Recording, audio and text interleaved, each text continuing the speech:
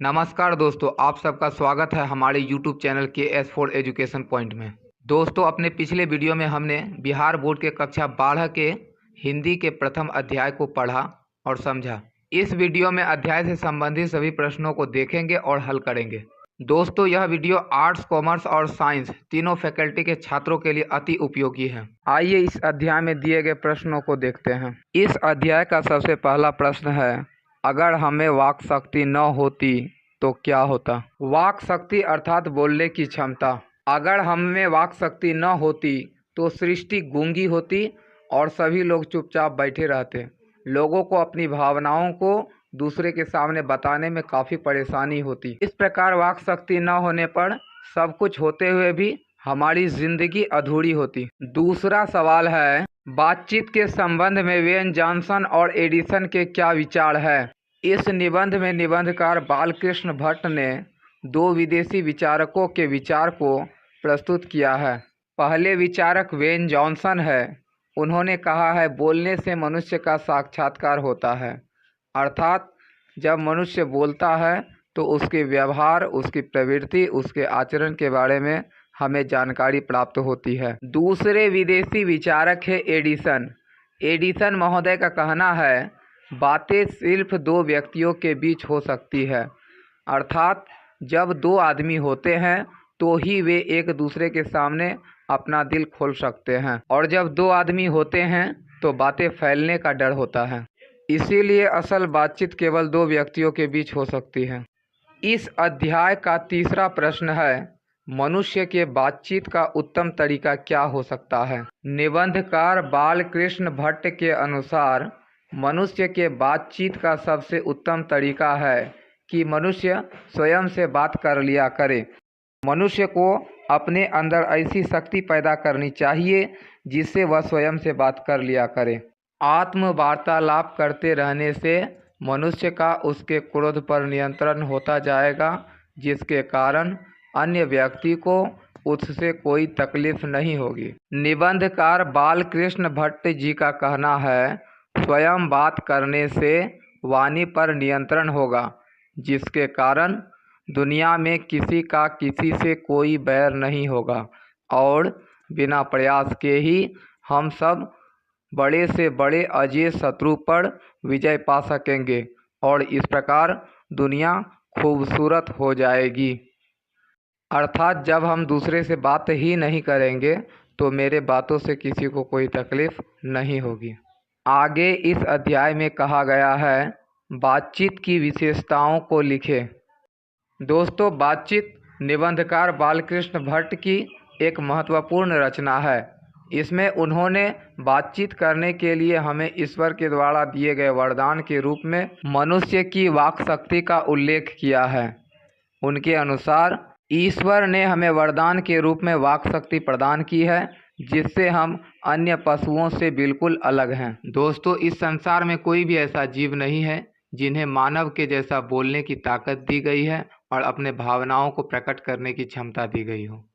इस निबंध की एक विशेषता यह भी है कि इस निबंध में निबंधकार बालकृष्ण भट्ट ने बातचीत के संबंध में दो विदेशी विचारकों के विचार को प्रस्तुत किया है, जिसमें पहला विचारक एडिसन है। उन्होंने कहा है, जब तक मनुष्य बोलता नहीं है तब तक उसका गुणदोष प्रकट नहीं हो पाता है। दूसरा विचारक वेन जॉनसन है। वेन जॉनसन का कहना है, बोलने से ही मनुष्य का साक्षात्कार होता है। दोस्तों, जब तक हम किसी व्यक्ति से बात नहीं करते हैं तब तक वो अनजान होता है। उसके विचार, उसके स्वभाव के बारे में मुझे कुछ भी जानकारी नहीं हो पाती है, और जिस तरह से उससे बात करने लगते हैं तो उसके गुण दोष के बारे में हमें जानकारियाँ मिल जाती हैं, उनकी अच्छाई के बारे में जानकारियाँ मिल जाती है, उनके विचार हम लोग समझ पाते हैं। दोस्तों, यदि अब तक आपने मेरे YouTube channel KS4 education point को सब्सक्राइब नहीं किया तो सब्सक्राइब करें, और यदि वीडियो अच्छा लग रहा हो तो लाइक और कमेंट करना न भूलें।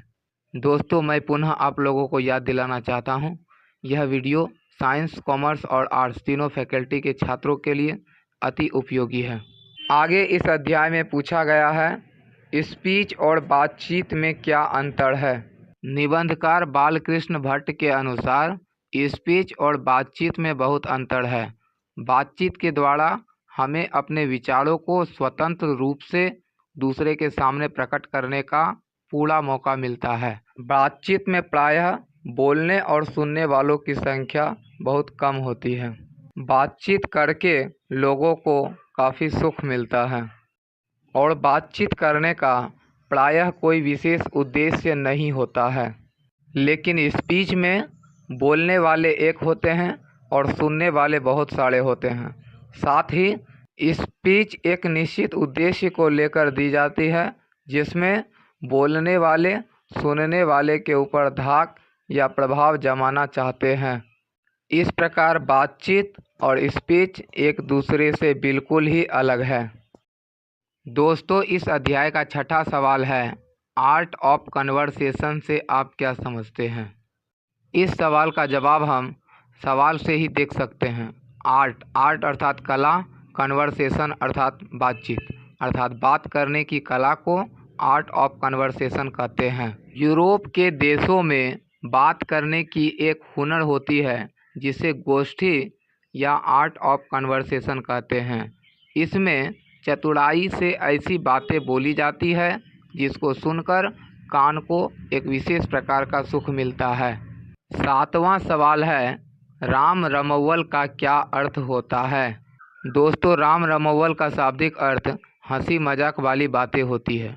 जब 4 या अधिक व्यक्ति समूह में एक साथ बैठकर ठहाके लगाते हुए बातचीत करते हैं और आपस में मनोरंजन करते हैं तो इसे राम रमौवल कहते हैं। इस अध्याय का 8वां और अंतिम सवाल है, बातचीत से हमें क्या मिलती है? दोस्तों, इस वीडियो में बताए जा रहे प्रश्न और उत्तरों को समझने में आपको किसी तरह का परेशानी हो तो आप इस अध्याय से जुड़े हुए मेरे पहले वीडियो देखें तथा इस अध्याय के पूर्ण सारांश को अच्छे से समझें।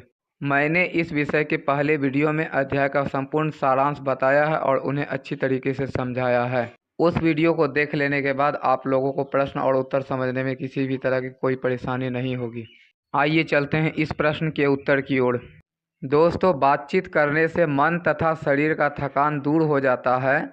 बात के माध्यम से मन की चिंता व हृदय में स्थित मवाद भाप बनकर बाहर निकलती है, जिससे मन हल्का हो जाता है और व्यक्ति सुकून का अनुभव करता है। आज के लिए इतना ही।